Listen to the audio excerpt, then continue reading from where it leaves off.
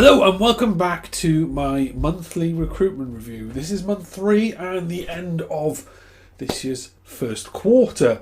And what a kind of a strange quarter it's been. I've tried to track it for you, and I've got a bit of kind of information to show you as well. So, no further doubt, let's get into it.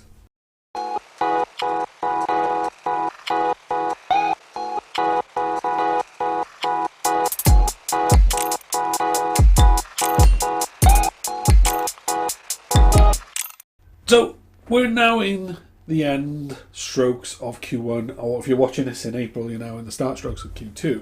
As I record this at the end of March, or the last week of March, as I record this, I have put some facts and figures together that I have gleaned off job boards across the country. So let me just get that up on the screen for you all to see. So what you're seeing at the moment, my figures, is from the 1st of January until, it doesn't quite say it on there, but the end of March, basically, this last week of March, the last date, which is the 31st, I think it is, the end of the week. What you've got is jobs averaged, taken from a variety of job boards, including Indeed in there as well, with the engineering title as the name of it. Now, I've got rid of recruitment agencies because a lot of recruitment agencies duplicate jobs. So what I've tried to do is give you live jobs from companies on here as well. So it's just businesses that are recruited. I've also got access to, it's not a database per se, it's more of an information kind of thing within the recruitment industry, which gives you a bit of a, you can put specific areas, it costs a bit of money to do as well, but you could put specific areas of where you want to kind of focus upon doing recruitment to know how many jobs are in that particular area which are live. And it's a nice resource. It's never accurate. It goes upon people's websites, so if you can imagine, if people are advertising actively and put all their jobs on there, you get a spurious figure. But it's measuring it out with everything else, it's been pretty kind of average. So these are just jobs with engineering in the title in the manufacturing industry in the UK, in 2 specific areas. And I've picked these 2 areas on purpose because these are the 2 areas that I always do a lot of recruitment in. It's not the only areas I do recruitment in, but these are the 2 areas. So the southeast of England, which also includes a couple of towns and cities on that M4 corridor between Bristol and London. And also the West Midlands as an integral whole thing, so almost the entirety of the West Midlands and a little bit of East Midlands as well, thrown in for good measure. What does this graph show? Let me just bring it back up on the screen again. So, as you can see, the start of the year has been very, very kind of slowly catch a monkey. You have a little spike at the start of it. I call those the spurious figures that we were just talking about, where companies have come back after Christmas and decided to put all their jobs on the website, and it gives you that little spike.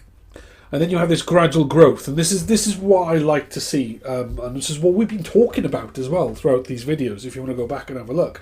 It's been a slow growth. And then in February, we've had this nice little uptake of vacancies as confidence has come. The 2 big spikes, little spikes, tell me that companies are just adding their jobs. You know, they got a load of jobs they haven't added to their website, and boof, it pokes up, and that's the spurious ones. Big spikes tell me something else. Now, big spikes are a funny one.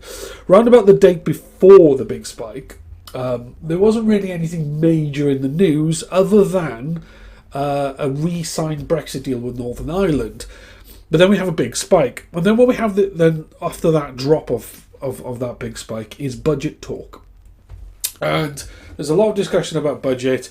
There's some things going on in the media, then you get another spike of jobs, and confidence is kind of happening. But also, these spikes could be attributed to end of year for some companies. Some companies' end of year is in February, some in March, or it is in April, like most people's end of year, and they're just kind of, right, we've got some budget left over, and let's start hiring the right people.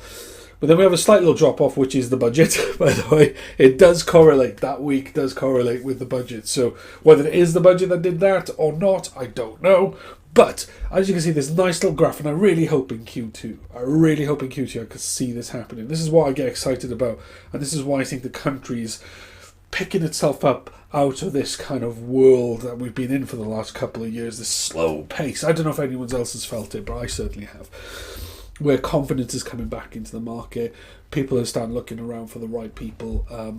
Jobs are opening up, and I think it's the jobs that we've always wanted to fill, but now we've got confidence to let them fill. Maybe use agencies because there's a bit more money in the budget, or maybe get those jobs out there. We're quite happy to play the long game to find these people.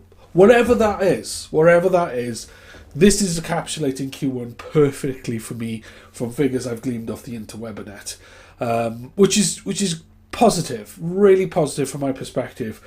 A lot more positive than it was last year. I did do a version of this in 2021, and the figures that it showed were quite depressing, if I remember rightly. And if I can, I'll dig it out and put it on this video. I haven't had a plan to do that, but I'll put on this video somewhere along it. So what does Q2 mean for us all, and helping you find the right candidates, or helping you at least move your businesses forward through the recruitment aspect of your business? And I think for you, it means that confidence is starting to creep into the market from various companies. And I can back that up with conversations I've been having with various hiring managers, especially the ones that have now filled some of the jobs that they've had open for quite some time and have suddenly realised that there is an option for candidates in the market. Where these candidates coming from, I can't answer that at this moment in time. But what I can do is theorise that what we've had last year is the year of counter offers, or the year of people just not confident of moving jobs. What we have this year is, what I believe anyway, is a lot more confidence on the candidate side of things, and they've done the counter offer, things hasn't changed. Let's go and address what's really out there in the market and see if that improves our careers. So yeah, I really hope you got something from this video. I want to do more of these. I want to do more kind of facts and figures. I'll try to do a fact and figure one at the end of every quarter, and give you my thoughts and stuff on it. Like I say, these figures are nuanced. They come from very specific places, and I have to correlate them into one area and average them as well. Is it a telling of the market? Gut feeling, it gives you a good telling. The spurious spikes is the worry part for me, but if I can work out a way around that and give you a real kind of general feeling, I will do my best.